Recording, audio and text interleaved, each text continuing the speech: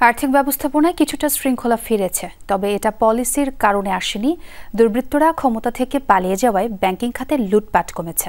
অর্থনৈতিক সাংবাদিকদের সংগঠন ইআরএফ আয়োজিত মোয়াজ্জেম হোসেন স্মারক বক্তব্যে এমন মন্তব্য করেছেন অর্থনীতিবিদ ডক্টর জাহিদ হোসেন। জানান, রাজনৈতিক সংস্কার গুরুত্ব পেলেও অর্থনৈতিক সংস্কার প্রাধান্য পাচ্ছে না। Walton switch, stylish and elegant. শ্বেতপত্র প্রণয়ন কমিটির সদস্য ডক্টর জাহিদ হোসেন বলেন, ট্রাম্প ট্যারিফকে প্রথমে মহাবিপদ মনে হলেও এখন এটা বড় সুযোগ বলে মনে হচ্ছে। যুক্তরাষ্ট্রের বাজারে বাংলাদেশের অংশীদারিত্ব বাড়বে।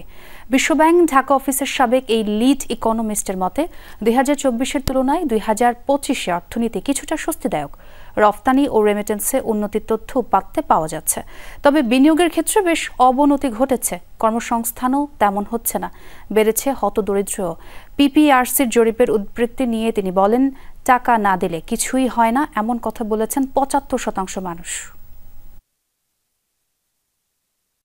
ব্যাংকিং খাতে দুর্বৃত্তায়ন বা লুটপাট সেখানে ফাটা পড়েছে ক্ষমতাচ্যুত হওয়ার কারণে। এখানে পলিসির কোনো ভূমিকা নাই, কিন্তু মানে ওই বদলটা হয়েছে। যারা অর্থ পাচার করত তারা অর্থ পাচার করার অবস্থানে নাই। হুন্ডি বাজারে মন্দা এসছে,